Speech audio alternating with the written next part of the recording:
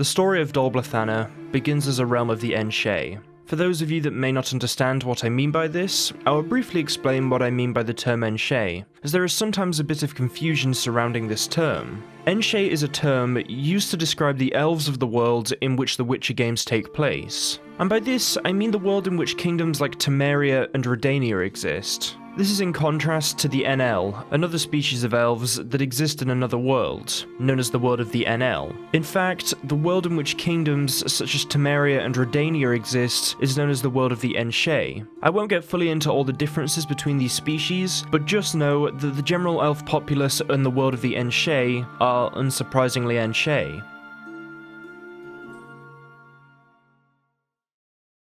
Anyway, Dol Blathanna, or in the Elder speech, the Valley of Flowers, was at least up until 100 years prior to the events we experience in the books and games, a beloved realm of the Enshe. The elves that lived there used to simply live off the land, hunting and gathering the plentiful resources that were in this incredibly fertile realm. They lived in relative harmony with nature and maintained a steady balance with all of its inhabitants, not hunting or eating too much, enough to be comfortable, not gluttonous. However, this obviously did not last forever. Humans one day arrived in the valley and recognized its fertility and utility. They rounded up all of the local elves and drove them deep into the peaks of the Blue Mountains. Those that wouldn't leave were simply slaughtered. But as the elves left, they destroyed most of what was in the valley in an attempt to rob the invading humans of as much as possible.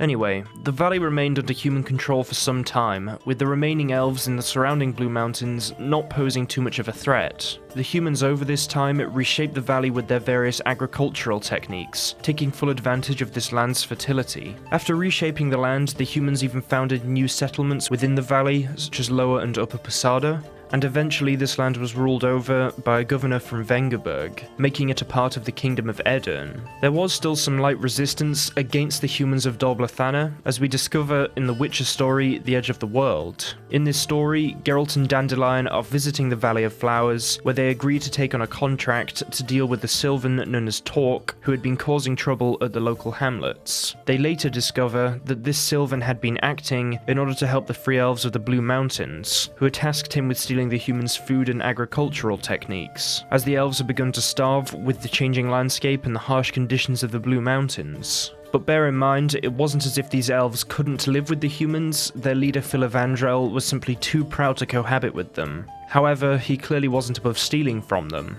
In this story, we also meet elves such as Teruviel, who you may remember from The Witcher 1. Geralt and Dandelion were captured by these elves whilst pursuing Torque, and were almost executed.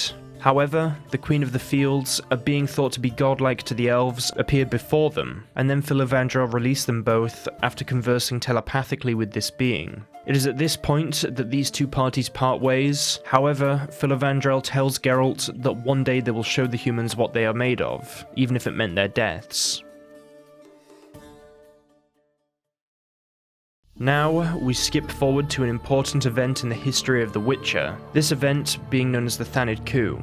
I won't be discussing this event in full, as it's a fairly complex situation, but for an incredibly basic breakdown of it, just in relation to Dol Blathanna, Emhyr var Emreis suffered a humiliating defeat at the Battle of Sodden, and this is another important event in itself, but basically it was an important battle in which mages were utilised for their full destructive potential. After this battle, the Emperor of Nilfgaard enlisted the help of Vilgefortz, along with Francesca Findabair, in the hope of dismantling the organised structure that the mages currently held in the form of the Brotherhood of Sorcerers. Francesca had agreed to help, as Emhyr had promised to make her Queen of Dol Blathanna once all was said and done. Long story short, she snuck in a boat of Scoia'tael warriors, the coup took place, and the Brotherhood of Sorcerers was effectively dissolved. After this event, Emhyr held true to his word and made Francesca Findabair, or as she was now known, Enid an Glenna, Queen of the Free Elven state of Dol Blathanna. However, there was still a condition that the elves must maintain. This condition being that the current Scoia'tael commandos must remain in the northern kingdoms fighting them, and disrupting their war preparations. I don't believe the Scoia'tael were informed of this, they were simply left by Francesca to fend for themselves. The northern realms of Temeria and Kedwin even stated that they would only recognise Dol Blathanna under the condition that they condemned the Scoia'tael's actions. As for Redania, they did not recognise the kingdom altogether. It was even stated by the head of the Redanian intelligence, Dijkstra, that Nilfgaard cut Edirn and Lyria into pieces, making Dol Blathanna with the help of the Kedwenny elves, which at least shows to me a little bit of contempt towards these elves. During the uprising of the Free Elves in Dol Blathanna, many Scoia'tael units did attempt to help them, but most never even made it to the valley. For example, it is even mentioned by Milva that one commando ended up stranded in Temeria after attempting to enter Edirn. Luckily, she was able to grant them their escape in Brokilon. Whilst Dol Blathanna was a kingdom, many different kingdoms wished to spy on them. For example, Henselt of Kedwen tried, Dijkstra of Redania tried, pretending to go there on a trade mission, and Stefan Skellen of Nilfgaard even tried. Although the Queen of Dol Blathanna, Francesca, didn't meet with the latter herself. She left him to her advisors, Filavandrel and Vanadain. And yes, you heard correctly. That elf, who was at first the leader of the Free Elves of the Blue Mountains, who claimed that one day the elves would reclaim the valley and show the humans what they could do, has now become advisor to the Queen of Dol Blathanna. I've actually discussed this elf before, and if you're interested in his full story, I'll leave a link in the description for you to go and learn more about him. Next, we go to an event known as the Battle of Brenna, which effectively ended the Second Nilfgaard-Nordling War. In this battle, it was the Northern Realms who proved victorious, and in their victory, they had a few demands that they made under the terms of the Peace of Cintra. Demoven III made the agreement that Dol Blathanna remain its own entity, but under the condition that it would become a duchy under Edirn, making Francesca its duchess. This is similar to how Toussaint is a duchy of Nilfgaard. He also wanted Dol Blathanna to pay him tribute, and for all humans to be treated equally to the elves of that state. Surprisingly, Francesca agreed to all the terms proposed, except one, this term being to pay King Demoven III tribute, and at least at the end of the Witcher books, Dol Blathanna remained a duchy under Edirn. There was also one other term agreed to after the Battle of Brenna, and this was a term that all Elven officers, such as the officers of the Vryhed Brigade, would be handed over to the Northern leaders to answer for what they considered to be war crimes. Francesca, of course, could do little to stop this, and instead focused on restoring Dol Blathanna with both humans and non-humans, as in recent years it had earned the nickname Valley of Ashes. As when the humans had initially been kicked out, they took everything of value and burned everything else.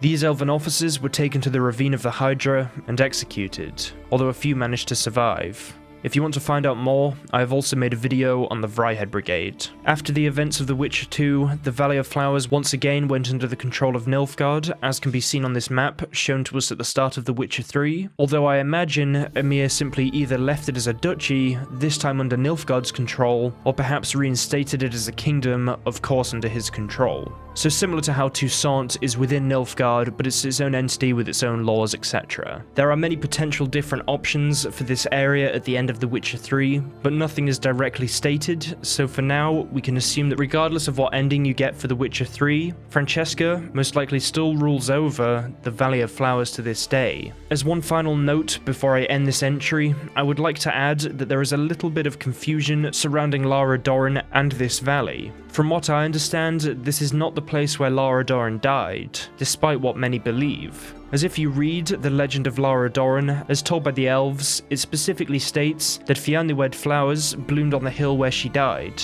It then goes on to say that these flowers are only found in two places, the hill where Lara died and the Valley of Flowers. This basically confirms that the place of her death and the Valley of Flowers are two different places.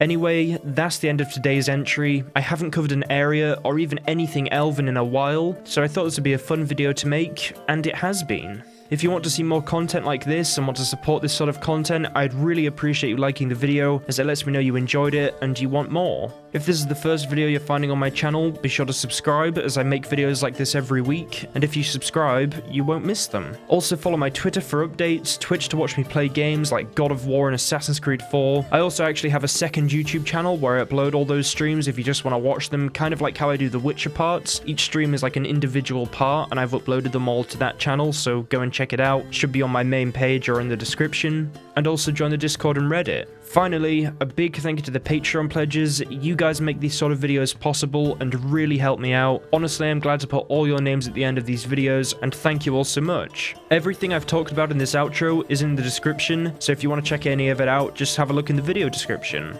Anyway, I'll see you all in the next video. Have an awesome rest of the week.